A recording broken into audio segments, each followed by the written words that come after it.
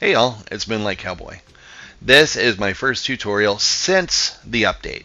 Now, why have I taken my time to do a tutorial? Well, there haven't been a lot of opportunities. The new building system seems to work really great. People seem to be making really great things. I'm surprised that I'm not out of business yet with all the creativity out there. That said, this is one that the community's been kind of screaming for, and I want to give a special shout out to Silver Bunny, who did the lion's share of the work figuring out how to do this, and I just kind of helped figure out some of the finite technique with this. So the first thing we're going to do is get underground. While we're working to get underground, a couple of key notes with this. The first one is this is a very finicky blueprint, so please be patient with the process. Know that I anticipate a lot of people saying, "Oh, I couldn't get it to work, Moonlight." Well, I promise you it does. It's on adventure mode, so it just works, right? Just like Bethesda says. The other key with this is you can't do this with a sky camp. So the reason being is when you place the blueprint, it actually, once you blueprint it and you go to place it on the ground, you have to actually place the blueprint on the ground and then you can free place it. It's really weird the way that works. But as you see here, I got about 5 or 6 boxes underground. It could be more depending on how far underground you go. The key here is that you want it to be where the flowers are just sitting above the ground. It could be a little higher, it could be a little lower, but that's about where we want them to live. And so what I'm doing is I'm moving them out of the way so I can bring the tree a little bit closer to my platform. I was lazy and I didn't extend my platform out from underground. So anyways, we're going to get the tree to where it'll be some place where we can get those boxes of flowers underneath of them. Like so. So that's close enough. I can then scoot this over on the platform. If I tried to do free place on this, then they would start jumping up. And you'll see that later on. Another huge key factor with this, and I need to tell you this is really important, it does not work if you don't have snap-on. So you have to have snap-on when you're placing this blueprint. That was one of the biggest frustrations on trying to get this to work. The other key with this too is sometimes the ground being unlevel will make a huge difference. So I do recommend redoing this blueprint if you're struggling with it. Say if you decide you want to do this build where, right now I'm in White Spring, maybe you want to do this technique in the mire or something. I would probably be redoing that blueprint, whichever location I went to, because if I couldn't get it to work, I knew it was probably a terrain issue. So as you see, I got one to work, and I kind of talked my way through that. So I'm going to go through a little bit more detail here in just a minute. You will find, too, sometimes it'll make better sense to blueprint the box of roses first. Sometimes it'll make sense to do the plant first. So in this case, I'm doing the plant first and then the roses. I'm just going to blueprint it. It's also handy to leave your stack of flowers where they're at, and then you can come back to them if for some reason you're having some kind of weird terrain issues. And I'll show you what I'm talking about right now. So I blueprinted that, and we are going to place that. See how it's red in other places? But right over there by the flower box, I seem to have no problem placing it. Again, this blueprint's really finicky. But because I placed it on the ground now, it wouldn't place anywhere else before, but now because it made the connection to the ground, I was able to lift it up into the sky. Again, this is why it won't work on sky camps. I'm going to show you this a few more times with a few different items and a few different ways that I blueprint it. Again, be patient with it. It's going to take time. Some of these that you're seeing me do it. Oh, you did it in his first try. No, some of them took me 15, 20 tries to get it to work. So we're starting over from scratch here. I'm putting together 6 boxes. It'll end up being 5 just because of the height that I'm at. So don't think, oh, well, Moon said 5 boxes, but I was 4 levels deep underground. I don't know why it didn't work, right? So again, we want it to where the flowers are just popping out. This time I moved a tree there, and then I moved those boxes into place underneath that tree.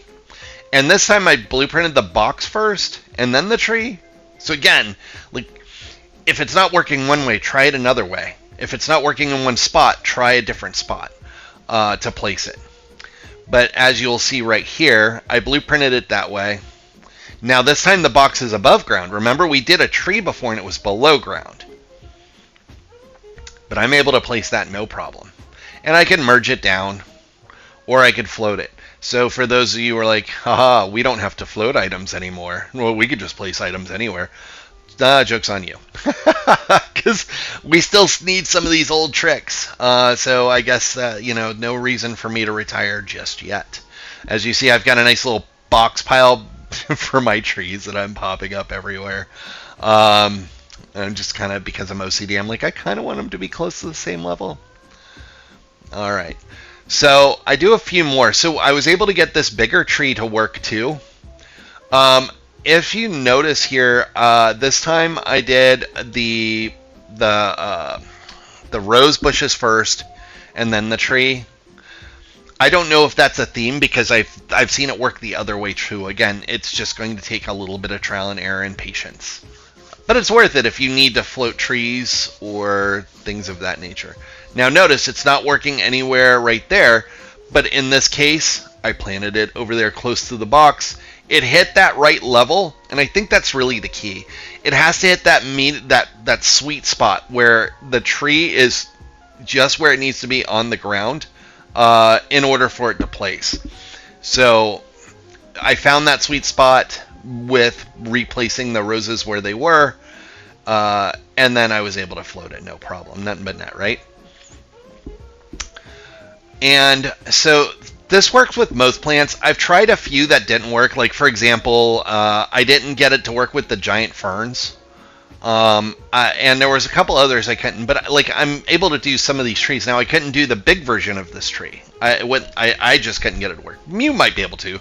Most of you watching this are probably better than me in some way, shape, or form.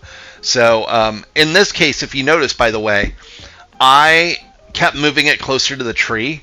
And so that made the stacks jump up around it. But I didn't care so much about that as long as I had a box that was about that right level, that sweet spot with the tree, and I knew that this one was probably going to be that. So I blueprinted the box this time first, and then the tree. And yeah, I was able to get this one to work too. Again, key points. Be patient. Reverse the blueprint order. If it's not working one way, try different angles. Try to put it near the box where you had it initially.